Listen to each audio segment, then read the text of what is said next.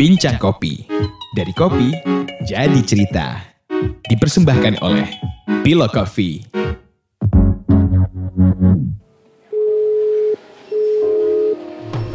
Halo Ko. Halo. Selamat siang. Selamat siang. Selamat siang. Oke. Ini yuk, terkait pandemi, bagaimana dampak tuku? Dampak ke tuku pandemi. Iya.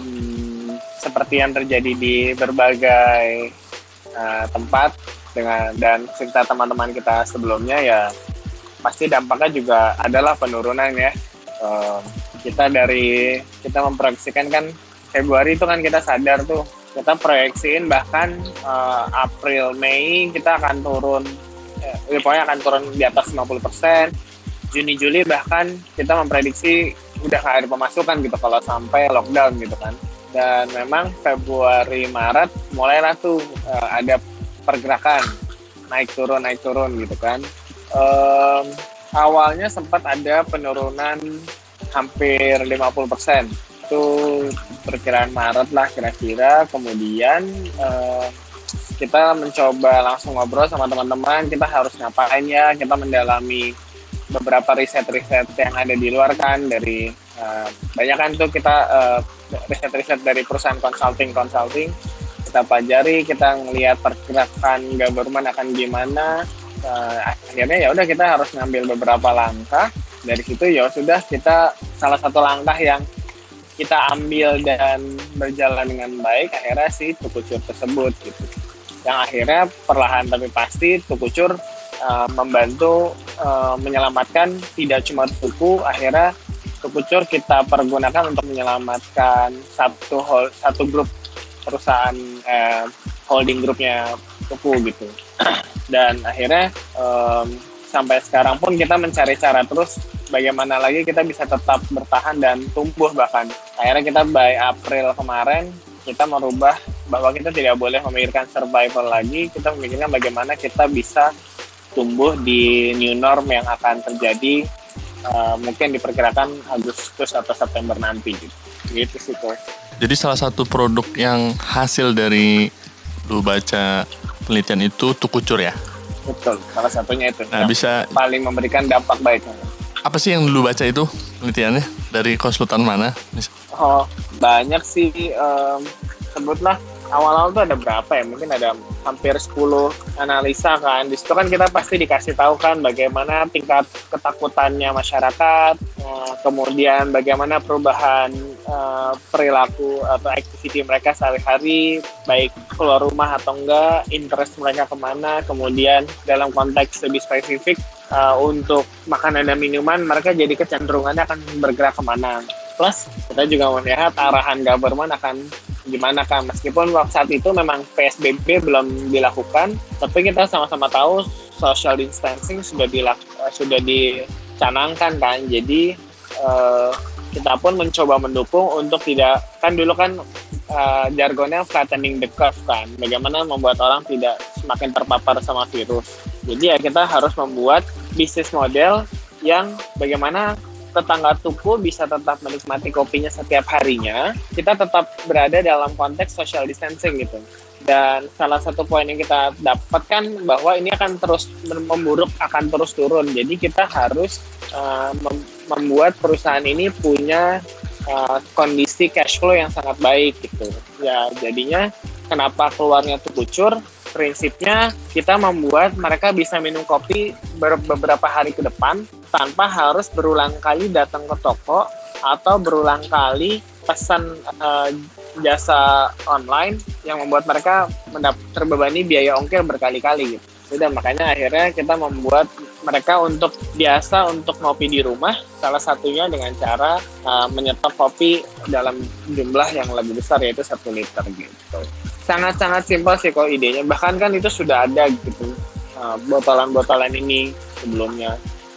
Hanya saja ya sudah, menurut kita ini cara yang paling baik buat membuat cash flow-nya Tuku tetap positif, sehingga kita bisa menyelamatkan barista Tuku lebih banyak lagi gitu tanpa harus perumahkan mereka gitu. Jadi sekarang nggak ada yang di rumah ini ya, pekerja? Alhamdulillah saat ini belum. Kalau untuk tuku ya. Ya. Oh, kalau Tools House ada? Tuku. Kalau Tools House kita sebutnya kita kayak mentransfer mereka sih kok. Makanya tadi aku bilang bahwa apa yang dilakukan tuku ini lebih memfokuskan untuk menyelamatkan seluruh keluarga yang ada di perusahaan ini. Kita nama perusahaan besarnya kan Maka kan. Ya. Kita mencoba menyelamatkan seluruh keluarga Maka gitu. Karena prinsipnya kayak si Omar kan cerita tuh di bincang sebelumnya bagaimana kita harus menyelamatkan keluarga kita dulu, orang terdekat, diri sendiri dulu baru orang terdekat kita kan. Nah, makanya yang terjadi di tuku, kita segera menyelamatkan diri supaya secara perusahaan tukunya juga aman. Dengan perusahaan tuku aman, kita bisa menyelamatkan pegawai tuku. Nah, begitu kondisinya membaik, kita harus menyelamatkan keluarga kita yang lain kan. Dalam hal ini di holding ada Tools House salah satunya kan kok. Ya, ya. Ya sudah, kita menyelamatkan Tools House dan jadinya kita alhamdulillah merubah total deh pokoknya cara main perusahaan ini. Yang penting sekarang semuanya selamat dan kita bisa menjawab berbagai kebutuhan masyarakat ke depannya gitu. Makanya seluruh pegawai Tools House sekarang disebar ke divisi-divisi di toko kopi tuku gitu kok. Butuh waktu berapa lama untuk Tukucur sukses di pasaran akhirnya? Aku nggak tergantung sih kok kalau dibilang sukses seperti apa, tapi struggling kita tuh memang di 1 minggu awal lah. Karena seperti yang kita ketahui, permasalahannya bermain di dunia digital adalah kita pertama tidak diketahui keberadaan kita misalnya di dunia digital. Dalam hal ini kan kita melalui Tokopedia kan. Awalnya kan kita tidak diketahui. Jadi bagaimana kita bisa mengenerate traffic di Tokopedia supaya orang bisa beli melalui Tokopedia. Tapi yang kedua, setelah mulai berjalan, bagaimana kita sanggup merespon demand yang terjadi gitu kan. Nah, disitulah mungkin struggling ke depannya. Dari yang nggak ada, orang nggak tahu, kita harus bikin tahu. Kemudian setelah tahu, bagaimana mereka bisa memesan dengan lancar gitu, tanpa ada komplain satupun gitu. Karena kita pun belum pernah menyiapkan bisnis proses seperti ini kan. Jadi ya secara operasional, bahkan kita dalam 1 minggu pertama itu kita udah ngubah layout bisa hampir 10 kali Pak. Buat ruang kerja. Betul. Awalnya tuh Tukucur jam 10 malam dibuka. Sekarang bener-bener full ya, tanpa ada jam. Iya. Dan sejauh ini kalau gue pantau di Tokopedia, produk es kopi susu paling banyak terjual Tukucur ya? Maksudnya es kopi susu tetangganya yang paling banyak laku. Se-Tokopedia Raya kok? Oh, aku nggak tahu sih, kamu nggak membandingkan. Aku nggak punya data teman-teman yang lain. Oh, itu berapa puluhan ribu botol. Itu bagaimana lu bisa akhirnya punya ide bikin produk tukuin? Itu menarik sih buat gue ya. Karena lu jual susu dan gula aren, lalu kemudian espressonya lu nggak jual tapi berharap pelanggan bisa nyoba yang lain gitu kan, dari produk-produk kopi orang. Itu bisa cerita bagaimana lu akhirnya mengambil putusan seperti itu? Sebenarnya gini kok, aku lupa sih awal mulai dari mana. Tapi kalau yang paling diingat salah satunya kan banyak teman-teman di pelaku industri kopi kan kita juga tetap ngobrol kan, tetap bersilaturahmi secara online, menggunakan video call dengan chat group, saling mengecek kondisi satu sama lain kan. Nah, yang pasti kita pahami, Koko juga pasti paham kan bagaimana penting sekali untuk kita paling nggak tuku mencoba menjalankan sesuatu yang sustainable gitu, secara bisnis, secara ekonomi. Dan kita ngomong sustain bahwa berarti kita juga harus make sure yang bertahan itu bukan tukunya semata gitu, tapi industri ini juga harus bergerak terus. Karena kalau tidak, in the future bayanganku kok nanti pada saat virus ini semakin meningkat, kebutuhannya berubah, nanti lama-lama kopi ditinggalkan karena dianggap kopi bukan kebutuhan primer kan loh. Jadi bagaimana kopi bisa terus relevan di orang banyak, berarti kopi ini harus tetap tersebar selama masa pandemi ini. Nah, untuk masa bisa tersebar, gimana caranya? Mungkin Tuku juga berharap yang pengen diangkat adalah bagaimana tetangga Tuku itu explore ngopi di rumahnya kok. Makanya kita ada hashtag Tuku di rumah kan.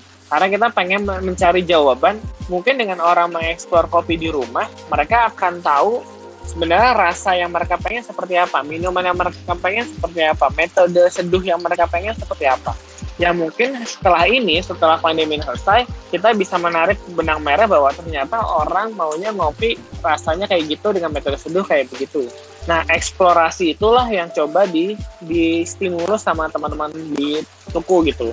Makanya kita mencoba ngepost juga tentang bikin cold brew di jar, atau pakai bikin 3-in-1 di rumah, atau bikin beli kopi giling atau kopi bubuk gitu buat di rumah. Dan habis itu yang keluar setelahnya adalah tukuin. Jadi kita harap ada yang explore cold brew silahkan, ada yang mau explore 3-in-1 silahkan, ada yang mau explore manual brew V60 silahkan, ada yang mau explore es kopi susu juga silahkan.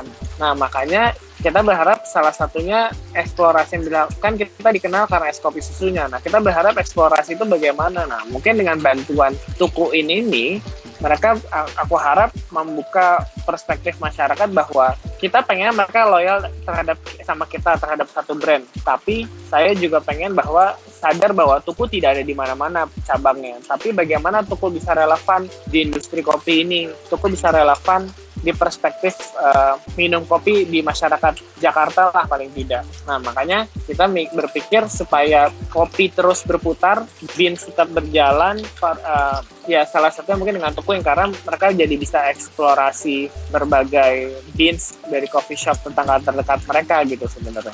Dan saya pun dan teman-teman barista di tuku juga pengen tahu hasilnya apa ya mereka mengeksplorasi ini gitu.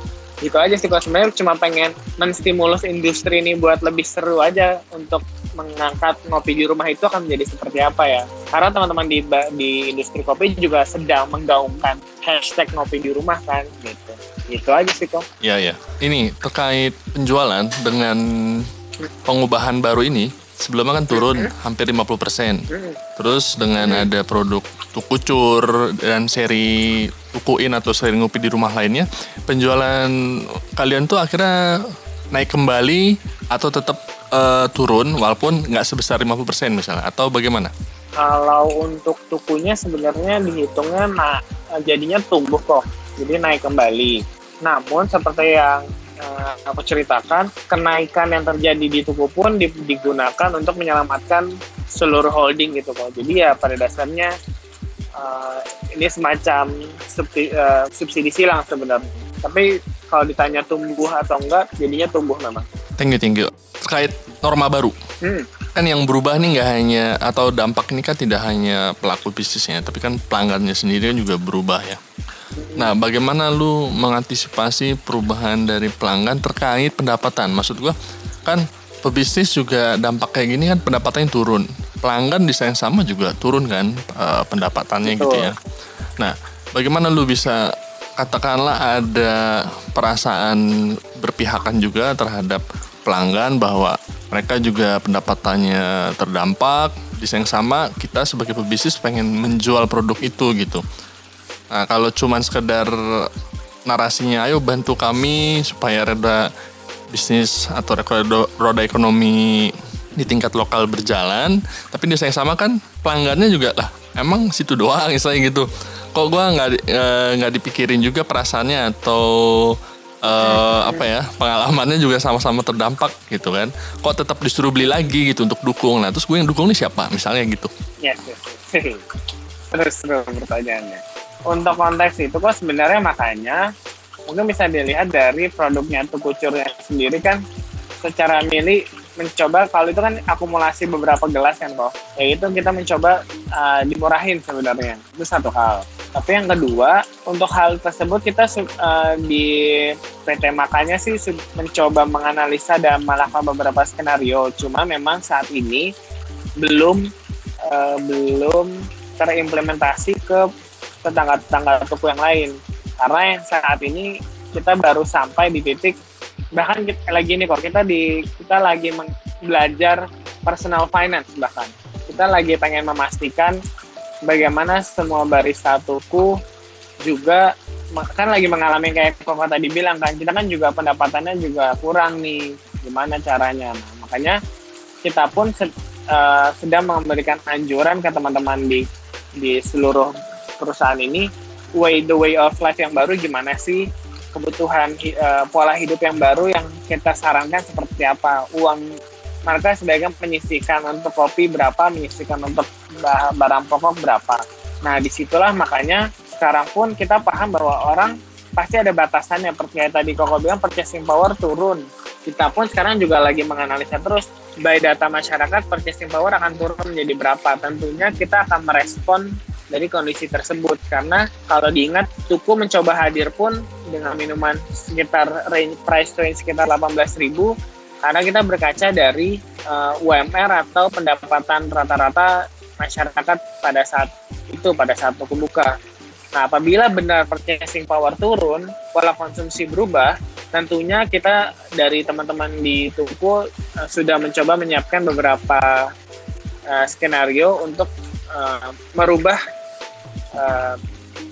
pola bisnis yang dilakukan oleh toko kopi Tuku itu sendiri sih kok. Oke.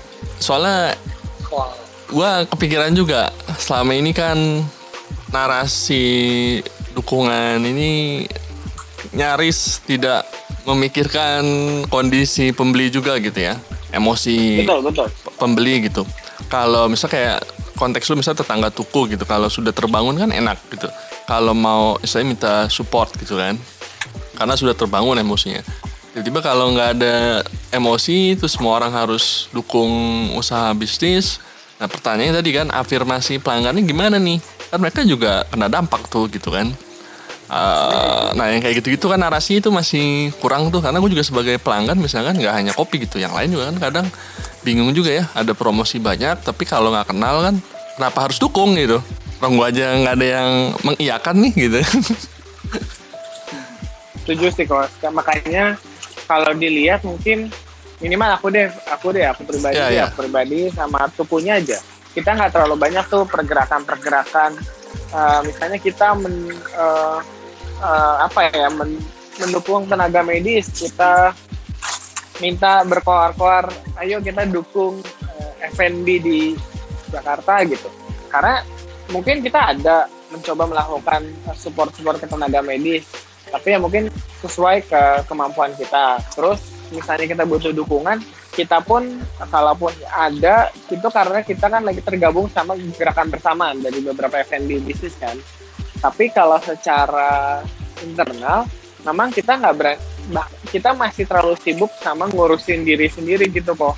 Pengennya kita menyelamatkan orang banyak gitu, tapi justru karena kita lagi sibuk nyelamatin diri sendiri, kita pun nggak berani tuh ngomong minta dukungan untuk bisnis F&B, karena yang kita tahu, kita ngomong internal aja, kita tidak boleh sampai merumahkan pegawai, kita tidak boleh sampai motong gaji mereka.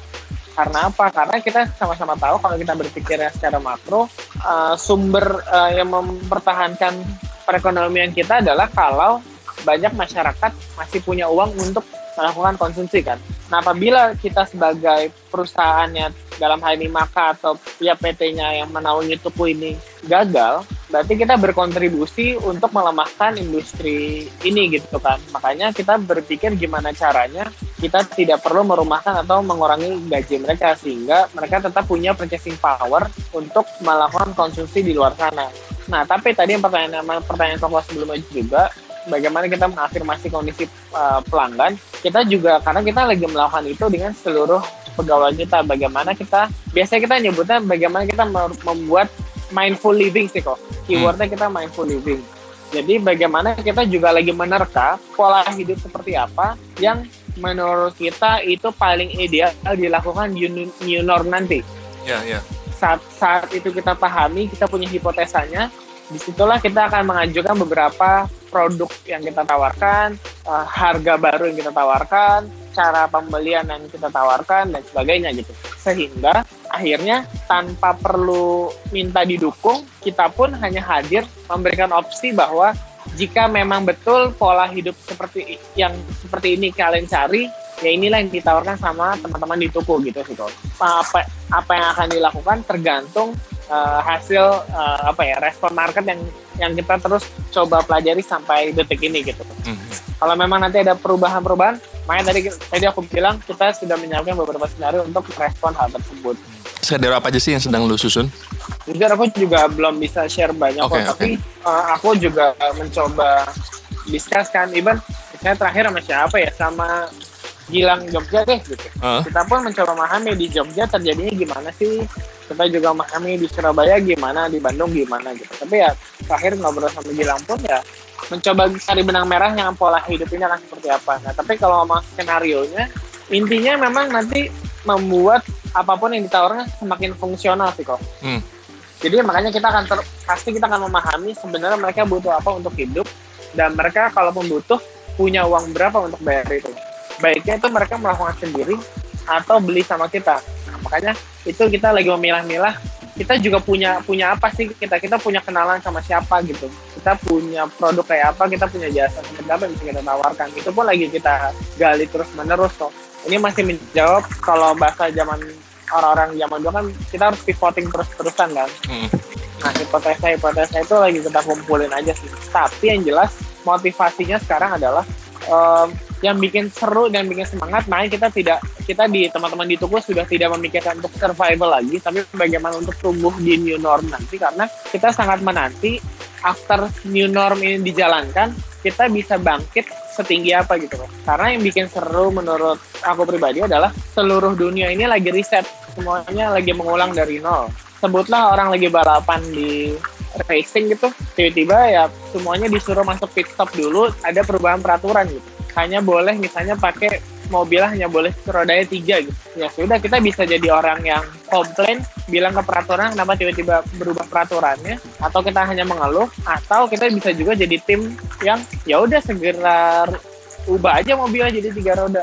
Makin cepat kita jalan, makin cepat juga kita makin besar kemungkinan kita buat menang, meskipun kita bukan McLaren atau Ferrari gitu.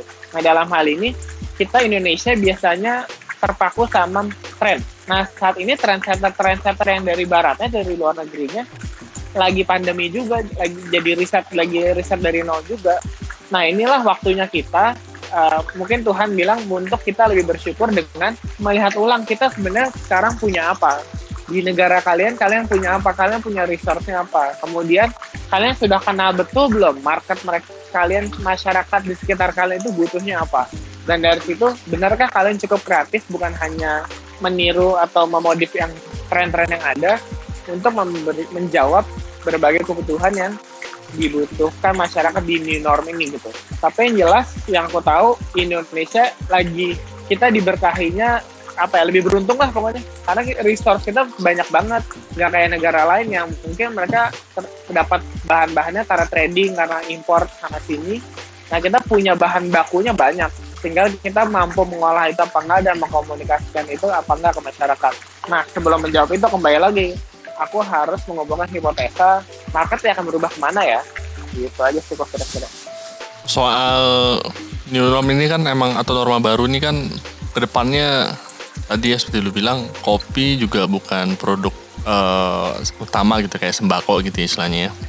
Kemudian kalau norma baru ini panjang, pendapatan juga makin berkurang. Kalaupun ada tambahan, dia harus ekstra bekerja gitu ya. Intinya kalau semakin lama pendapatan turun atau stagnan, kemudian akhirnya mau tidak mau memilah mana yang butuh, mana yang tidak gitu ya. Makanya kenapa belakangan nih soal afirmasi ke pelanggan perlu diperhatikan gitu kan. Ketika panjang banget, terus produk kita juga bukan produk primer gitu, bahkan sekunder juga nggak bisa dibilang gitu ya, mungkin tersier gitu ya. Apalagi substitusinya banyak gitu kan kopi ini ya.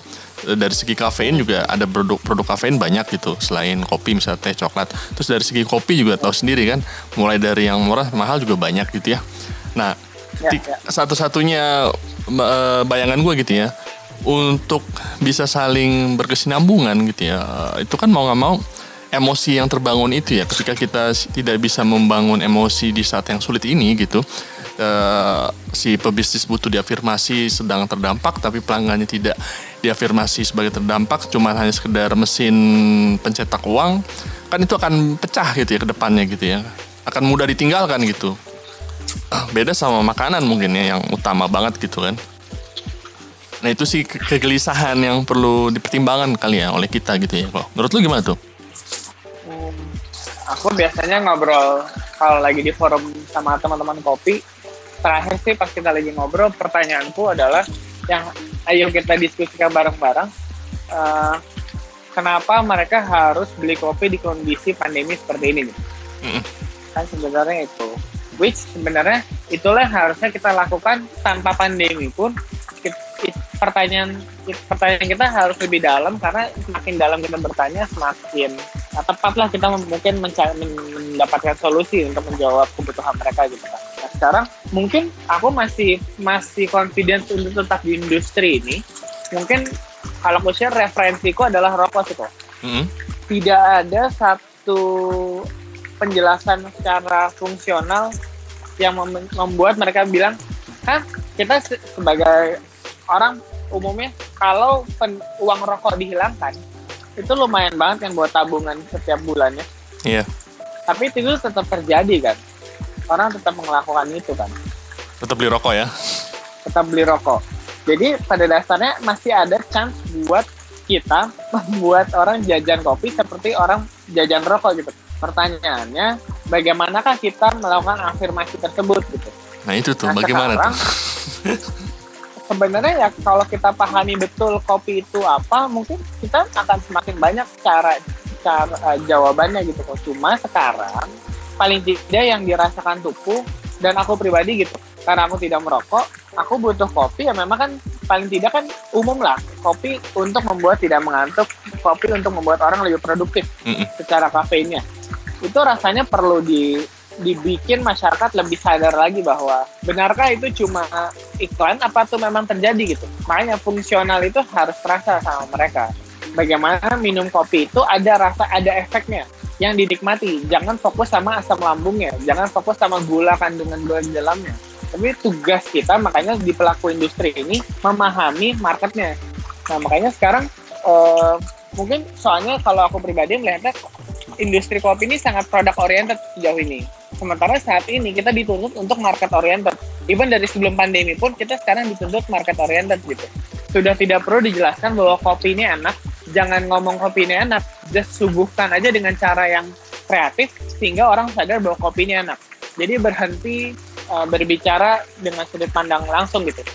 Memaksakan bahwa bilang ini kopi enak, kopi ini perlu dibeli dan sebagainya gitu. Tawarkan saja pola hidup jika dengan kopi asik loh, karena kalian kafeinnya kan kalian akan lebih produktif, kalian akan lebih segar, kalian akan kalau nggak mengantuk jadi tidak mengantuk. Kalau ada kopi, kalau misalnya di Tuku gitu, seru loh, kalian sebelum ke kantor mampir ke Tuku dulu, ngobrol-ngobrol, catch up, berbagi positive vibes gitu. Karena secara tahun-tahun lalu kan kita warung kopi memang tempat sosialisasi kan. Kita make sure mereka bahwa boleh kalian eksis di sosial media gitu, tapi kalau ngobrol-ngobrol langsung di warung kopi dengan orang yang nggak dikenal tuh juga ada keseruannya loh, ada manfaatnya loh. Jadi kita hanya perlu memperbanyak itu aja sih aku rasa, buat mereka sadar bahwa nggak ada salahnya kok ternyata nyisihin 25.000 atau 30.000 untuk beli kopi sehari. Jadi aku pun belum punya cara ya? pastinya kok. Aku belum punya cara pastinya, tapi ya aku masih punya faith bahwa kita pasti bisa bertahan karena kopi ini gitu. Secara garis besar aku merasa bahwa Indonesia bisa bertahan karena kita punya agrikultur yang sangat bagus gitu. Produk-produk yang sangat banyak. Nah, kopi kan juga salah satu komoditas penting kan, dan kita hanya perlu mentwist bahwa oh ya enak juga ya kalau kita mengkonsumsi kopi gitu. Dengan begitu pasti nanti perekonomian akan berputar cukup baik gitu dengan perputaran kopi. Oke, Tio, thank you. Gue lupa nanya nih, yo, malah harus awal tuh. Apa tuh? Kedai itu kok akhirnya ada yang buka kah? Kalau yang apa yang kan lu ada dua ya, ada yang cuman take away sama emang yang bisa didatangi gitu. Nah, yang didatangi ini tetap buka atau bagaimana? Buka. Tetap buka ya, cuman nggak bisa dine in gitu ya, hanya take away aja gitu ya. Jadi semua bukan ya, baik di Cepete, Bintaro dan sebagainya gitu ya. Yes, buka. Alhamdulillah ya. Terakhir yo, mungkin lu ada tambahan atau penutup buat pendengar Bincang Kopi? Kemungkinan yang terakhir tadi sih kok, bahwa kita sama-sama tahu dan paling nggak yang aku pelajari yang bisa menyelamatkan kita dari kondisi pandemi ini tuh hanya mindset saat ini. Mindset positif itu sangat-sangat kita butuhkan. Masalahnya mindset positif itu tidak bisa kita temukan hanya bicara dengan diri sendiri. Kita juga butuh support satu sama lain. Dan jika memang teman-teman di pelaku industri ini sangat segitu besarnya semangatnya terhadap kopi Indonesia, dan kalau dilihat dari tahun-tahun yang lalu sangat percaya bahwa kopi Indonesia itu sangat bagus. Inilah waktunya sekarang dibuktikan bahwa rasa itu bisa dikonkretkan dalam bentuk aksi yang lebih baik gitu. Kita sama-sama betul tahu kita perlu saling menguatkan satu sama lain, dan kita tidak punya waktu untuk menjatuhkan satu sama lain dengan langkah-langkah yang diambil gitu. Jadi yang kita perlu adalah buatlah hal selokal mungkin supaya perekonomian tetap berputar di negara kita. Untuk bisa kita bikin sesuatu yang selokal mungkin, perbanyak rasa syukur yang bisa kita lakukan, sehingga kita bisa menyadari apa saja sih ada hal baik yang ada di sekitar kita yang bisa kita manfaatkan, yang mana itu bisa kita tawarkan ke orang-orang sekitar kita, yang siapa tahu kalau kita tawarkan hal tersebut itu bisa memberikan keuntungan bisnis buat kita gitu. Dalam hal ini, dalam urusan kopi, sekali lagi buat aku industri kopi ini belum jadi. Jadi tolong jangan berdebat tentang benar dan salah lagi.